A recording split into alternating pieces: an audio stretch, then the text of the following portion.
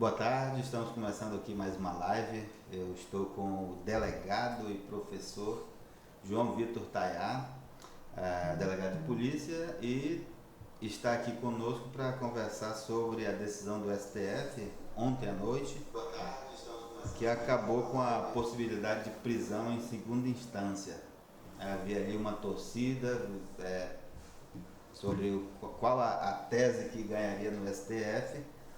Empatou em 5-5 os que queriam manter a prisão em segunda instância, a prisão após condenação em segunda instância, mas o presidente do STF desempatou com o voto de Minerva ali, já 8h30 da noite, a decisão. E hoje o ex-presidente Luiz Inácio Lula da Silva está sendo solto, já tem um alvará de soltura da Justiça Federal para que ele seja libertado. Boa tarde, João Vitor. Boa tarde, meu amigo Valmir. É um privilégio poder estar aqui no Amazonas Atual. Parabéns pelo excelente jornalismo de qualidade, sempre informativo, compromisso com a informação verdadeira, com a informação legítima que a população tanto precisa nos dias de hoje. 6 anos nós estamos completando este mês, dia 25 de novembro. Parabéns. Delegado, eu queria que o senhor comentasse, a decisão gerou muita polêmica no país inteiro, é só do que se fala hoje, nas redes sociais, desde ontem à noite começou esse debate de que uns acham que o Brasil ganhou, outros acham que o Brasil perdeu.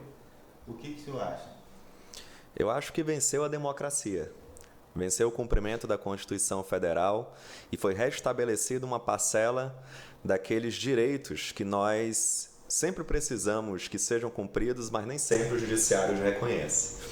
O problema é que o debate muitas vezes é personalizado, ele é personalizado na figura do Lula.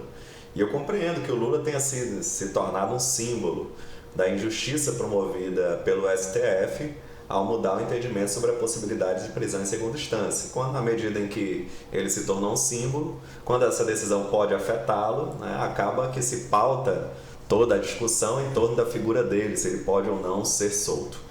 Mas a verdade é que a discussão que foi travada ontem no STF, ela diz respeito a um direito fundamental que pertence a todos nós, e não somente ao Lula ou qualquer outro preso que possa vir a ser beneficiado pela medida.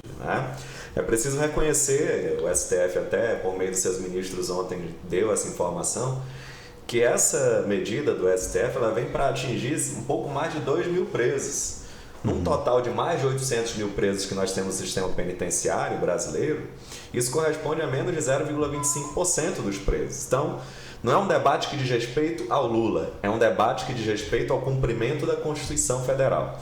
Ela é clara em seu artigo 5º em afirmar que ninguém será considerado culpado antes do trânsito em julgado de sentença penal condenatória. Se você não pode ser considerado culpado antes do trânsito em julgado, não há como executar a pena. Isso é algo óbvio. O STF, durante grande parte da sua história, sempre fez essa interpretação literal e simples da Constituição e mudou essa interpretação poucos anos atrás, quando Lula estava na iminência de ser candidato. Parece-me que interesses político-eleitorais prevaleceram sobre a interpretação jurídica adequada da Constituição.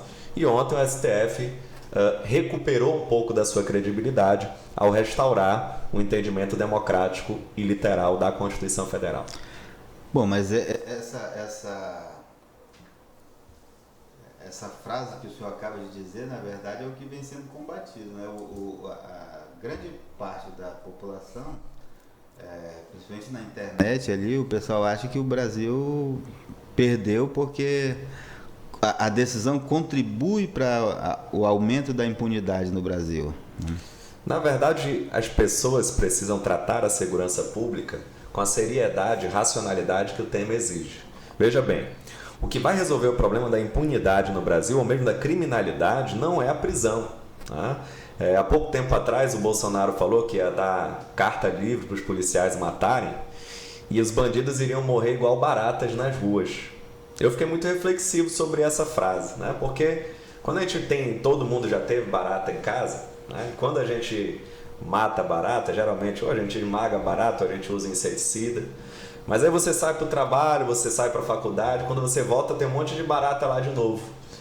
Então você pensa, o que será que está alimentando aquelas baratas? Será que eu estou deixando de levar o lixo todo dia? Será que eu estou deixando comida cair no chão? Veja bem, é bom fazer essa analogia. O Bolsonaro, eu não concordo com a fala do Bolsonaro, mas é uma comparação boa, porque o governo, quando ele deixa de investir na educação, quando ele deixa de investir na saúde, quando ele deixa de combater a desigualdade social, quando ele não gera oportunidade de emprego e renda, ele está alimentando a criminalidade. Ou seja, ele está alimentando as baratas. Porque o crime é uma praga. O crime é uma praga social que prejudica todos nós. Isso é indiscutível. O crime é um mal que precisa ser combatido. Mas como nós vamos combater? É matando e prendendo? Como acham que vai funcionar? Veja bem que o Brasil é o país que tem a polícia que mais mata no mundo inteiro. E, consequentemente, é a que mais morre também. Porque ela vai para o confronto com a criminalidade. Não, nós temos a polícia que mais mata. Nós somos o terceiro país que mais prende em todo o mundo. Nós só perdemos para a Rússia e para os Estados Unidos. Então, será que prender e matar é a solução? Porque se prender e matar é a solução, o Brasil é para ser um país seguro. Nós precisamos combater a criminalidade da forma que ela precisa ser combatida. Toda vez que o governo deixa de investir na educação, toda vez que o governo deixa de investir na juventude, toda vez que o governo retira da ciência, da tecnologia, é alimentando as baratas que o governo está fazendo. Então, o debate tem que ser tratado com a seriedade que exige. Não é prisão que vai resolver. Não é matar bandido que vai resolver. É o compromisso do governo com os setores mais vulneráveis, com o combate à pobreza, com o combate à desigualdade social. Né? E é o preço, a decisão da STF é o preço que nós pagamos pela democracia, o cumprimento das normas constitucionais. Agora, eu já ouvi um argumento que é o seguinte, inclusive alguns ministros nos seus votos, os ministros que eram contrários à decisão que foi tomada, né, que eram favoráveis à prisão depois da segunda instância, de que esse tipo de recurso que chega até a última instância, ele só é acessado por quem tem dinheiro. O pobre vai preso na primeira instância e não tem mais como recorrer. O senhor não concorda com esse argumento? Eu acho excelente esse tipo de debate. O debate sobre o acesso universal ao sistema judiciário é um debate que todos nós precisamos fazer. Agora, como nós vamos... Veja bem, geralmente quem defende a prisão dessas pessoas pobres é depois quem vai questionar se essas pessoas pobres estão ou não tendo acesso ao judiciário. É preciso ter coerência nos argumentos. Eu defendo que todo pobre tenha amplos acessos para acessar, para ter possibilidade de se valer do sistema judiciário. Mas para isso, nós temos que eleger governantes que sejam comprometidos com os mais pobres. Se nós temos uma defensoria pública defasada, sem estrutura para funcionar adequadamente, se nós temos uma máquina acusatória da polícia e do Ministério Público voltada ao combate a quem é pobre, e se eu elejo governantes comprometidos com essa política equivocada de perseguição a pobre, que não valoriza a defensoria pública e que não dá ao pobre a oportunidade de se valer dos seus mecanismos de defesa, como é que eu depois vou debater isso com coerência e com sinceridade? Nós precisamos eleger governantes que tenham compromisso com acesso à justiça. Eu acho o debate interessante, eu acho que de fato o pobre não está conseguindo se valer dos recursos necessários para promover a sua ampla defesa. É indiscutível que no Brasil o rico tem possibilidade de pagar advogados mais preparados para garantir que ele não seja preso, mas esse debate precisa ser feito com sinceridade. Se você realmente tem esse compromisso, você não pode eleger políticos comprometidos com as elites financeiras, eleger políticos comprometidos com quem já é rico e eleger políticos que defendem a chacina dos pobres na periferia e na favela. Então, um debate interessante, sim. Agora, teve um dos argumentos do presidente do STF, que deu o voto de desempate, né, ontem, era sobre a questão da impunidade. Ele falava dos homicídios no Brasil. São mais de 60 mil por ano, a média aí dos últimos anos é 60 mil por ano, e desse total, ele diz que apenas 20% se chega à autoria do crime e a julgar os culpados. Aí ele apontava, aí está a grande impunidade no Brasil, né? Isso não é culpa também da polícia que não investiga? Veja bem, a Polícia Civil, órgão do qual eu faço parte, ela está sem concurso público há 10 anos. A Polícia Militar está sem concurso há 8 anos. Corpo de Bombeiros, acho que, se eu não me engano, são 13 anos sem concurso. Nós, para você ter ideia, meu amigo Valmir, falta colete balístico dentro do prazo de validade para os policiais trabalharem. O Instituto de Criminalística e o Instituto Médico Legal não possuem os meios necessários para promover perícia com qualidade. Muitas vezes os peritos precisam tirar dinheiro do bolso para colocar luva na mão. Então, existe falha do Estado também na promoção da estrutura adequada para que esses policiais possam vir trabalhar. Tanto na realização de concursos públicos, quanto na realização, na implementação dos equipamentos necessários para a investigação. Existem policiais muito bons na Polícia Civil, policiais muito bons na Polícia Militar, que desenvolvem com muita dificuldade um trabalho de qualidade na investigação. Mas esse trabalho poderia ser muito melhor se o governo parasse de gastar dinheiro em coisas desnecessárias, como a gente viu há pouco tempo atrás, aí, 1 milhão em buffet na Casa Civil, e tal, e tudo. É uma reforma administrativa que não veio para cortar carro comissionado e nem para cortar despesas desnecessárias, só veio como uma maquiagem, para dizer que o governo está fazendo alguma coisa, enquanto ele está atrasando a remuneração dos policiais, dos servidores da saúde, dos servidores da educação. Existe falha no trabalho investigativo da polícia? Existe, claro. Mas muito se imputa à omissão do Estado em promover os meios necessários para a investigação. Porque se dependesse dos profissionais estritamente, eu garanto a você que esses índices seriam muito melhores. Agora, a gente ouve muito esse discurso de que o Estado não oferece, os serviços de qualidade. Mas não falta aí também uma sociedade que se imponha mais para cobrar, inclusive para transformar esse Estado? Sem dúvida. Nós estamos vendo exemplos aí na América Latina, como tem ocorrido no Chile, como tem ocorrido no Equador, como o povo tem mostrado nas urnas por meio da eleição na Argentina, no Uruguai, que não adianta mais fazer política voltada para os interesses de quem já é rico, de quem já é privilegiado, de quem já tem dinheiro. E o povo tem mostrado na rua que o governo não tem ampla liberdade para implementar o que bem quiser. Infelizmente, essa onda de indignação, de comoção, ainda não chegou no Brasil. Nós temos a esperança de que chegue em breve, porque temos presenciado muitos retrocessos nas áreas sociais.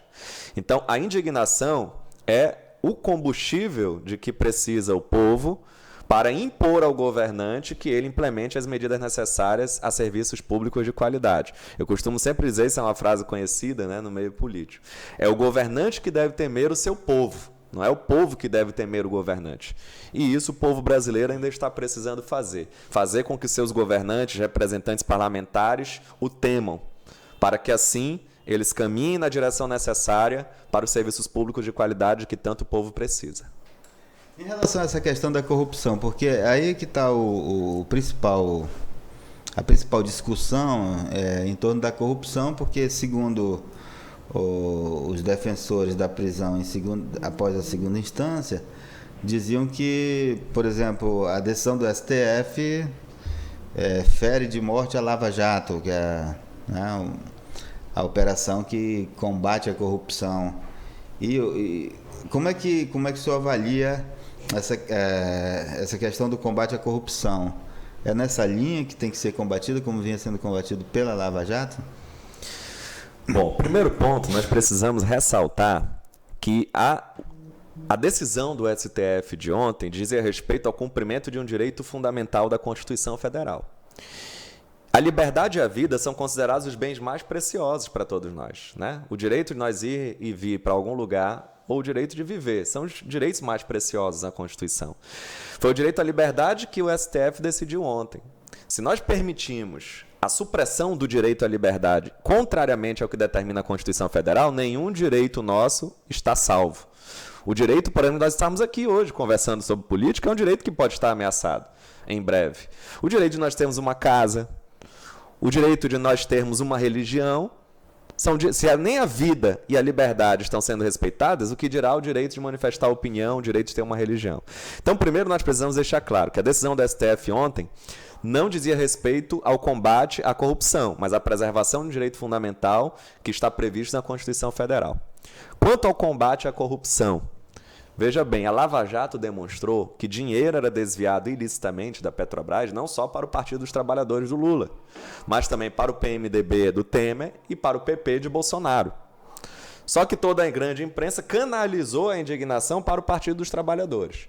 Então, a opinião pública foi movimentada numa determinada direção. Mas nós precisamos compreender que o esquema da Petrobras existia antes de Lula e possivelmente continuou a existir depois dele.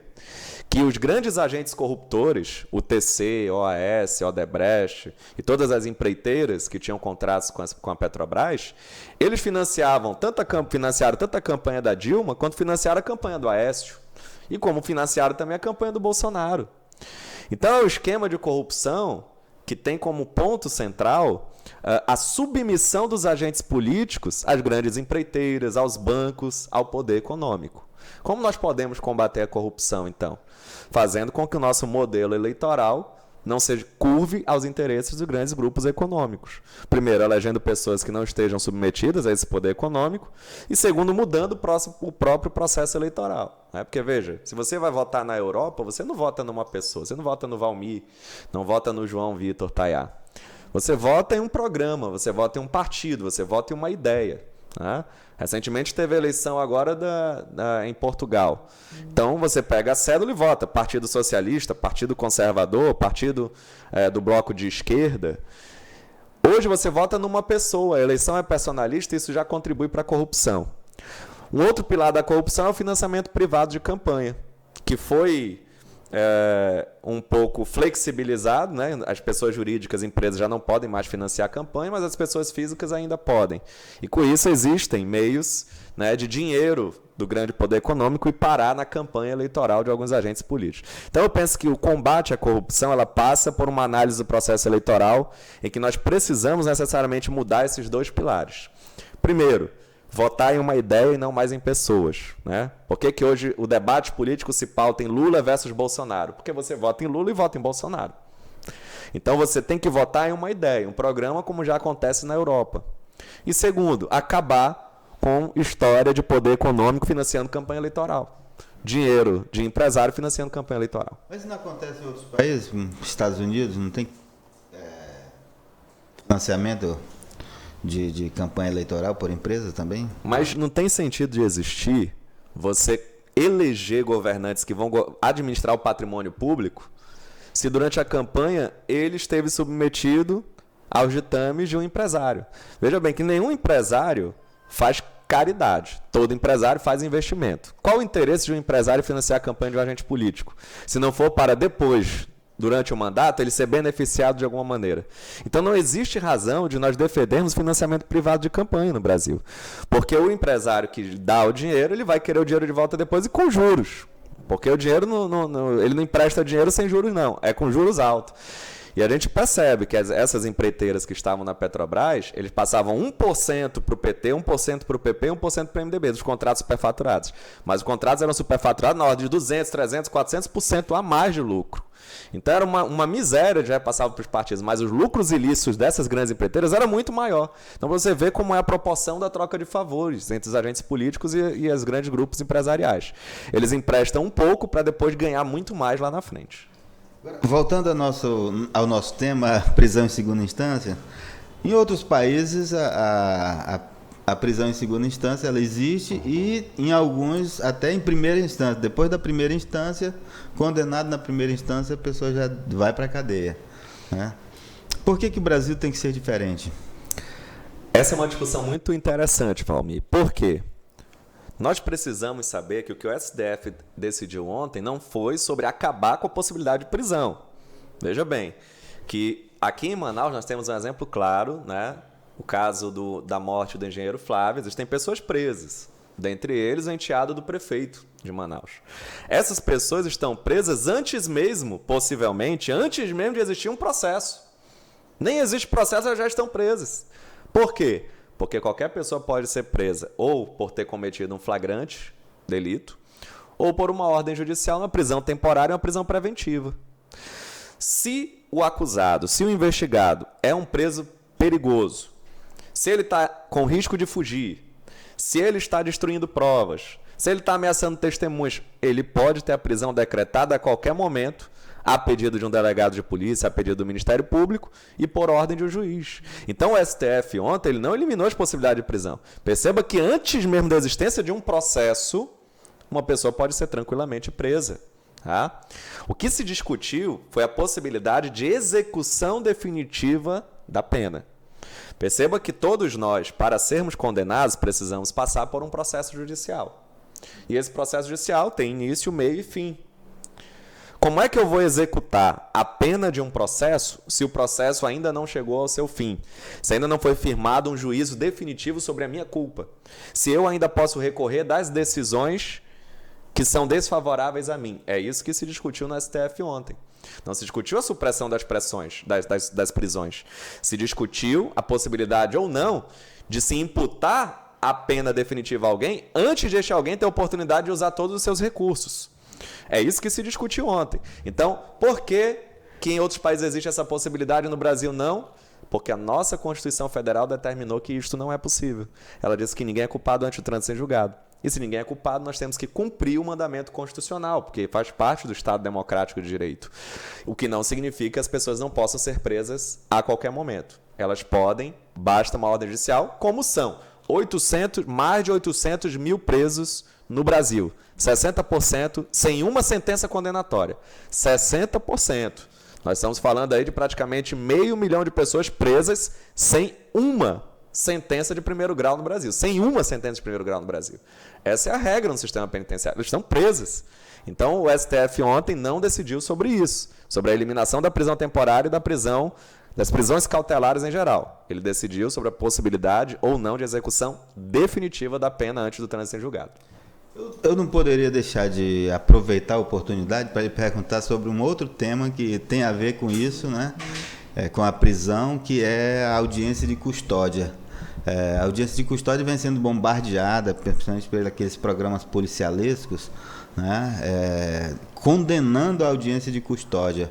Qual é a sua avaliação da audiência de custódia? Ela é boa ou é ruim para a sociedade? Olha, eu confesso para você que no início eu tinha uma avaliação negativa sobre a audiência de custódia. Por quê? Porque o delegado de polícia ele já desenvolve esse papel. Né? Qual é a função do delegado de polícia? Hoje mesmo à noite eu vou estar de plantão, né, policial, e lá, durante o meu plantão, várias prisões serão apresentadas pelos policiais militares. Qual é a minha função como delegado plantonista? Analisar se aquelas prisões apresentadas pelos policiais se encaixam ou não nas circunstâncias autorizadoras de uma prisão em flagrante. Então, a função do delegado de polícia é exatamente analisar se as prisões que estão sendo feitas, elas devem resultar na prisão, realmente em flagrante da pessoa ou não. O delegado já faz esse papel de juízo de admissibilidade, verificação se a prisão é lícita ou não. Tá? Por isso eu era contra, porque seria repetir o mesmo papel duas vezes. O delegado já faz esse papel e em seguida seria feito novamente pelo juiz na presença de um promotor e um defensor. Tá? Mas perceba que, ao mesmo tempo, a audiência de custódia é uma garantia da preservação da liberdade de todos nós. Veja bem, Valmir, mesmo no Estado democrático de direito, existe a possibilidade de, por exemplo, você estar dirigindo um carro por aí, brigar no trânsito com alguém. Esse alguém, por seu azar, é um policial militar. Ele anota a placa do seu carro, vê no sistema da polícia onde você mora, arma um flagrante para você. Um dia você aparece na minha delegacia, sem trouxinha, olha aí, ó, traficante. 5 a 15 anos de reclusão. 5 a 15 anos de reclusão. Você vai chegar comigo e vai dizer: não, doutor, essa droga não é minha, armaram para mim. O que eu, delegado, vou dizer? Todo mundo diz isso, porra. Qual é o traficante que admite que a droga é sua? Bora, vai pra cela logo, porra. E você não vai ter direito sequer de se defender, né, porque o flagrante terá que ser lavrado. Eu não tenho como não lavrar um flagrante desse. O policial chega com 100 trouxinhas e diz que é teu, pronto, tá preso. 5 a 15 anos de reclusão. Mas amanhã você terá a oportunidade de uma audiência de custódia ser colocada em liberdade. Tá? Então perceba que a audiência de custódia ela é um instrumento garantista do nosso direito de liberdade. Todos nós estamos sujeitos à possibilidade de sofrermos injustiças, arbitrariedades. Porque a polícia, os órgãos repressores são feitos de pessoas, seres humanos. Pessoas que erram, pessoas que são mal intencionadas, pessoas que podem cometer abusos a qualquer momento. Então, e é isso que eu tenho alertado para muitas pessoas que foram contra a decisão do STF. Porque muitos pensam que, ao contrariar a decisão do STF, ao defender essa sanha punitivista, encarceradora, você só está se voltando contra o Lula ou contra o outro. Mas você não percebe que amanhã pode ser você a precisar daquela garantia, daquele direito fundamental. Nós estávamos tratando ontem a decisão do STF de um direito de todos nós. Amanhã pode ser você que esteja precisando. Veja o caso do nosso amigo delegado Sotero, que está preso.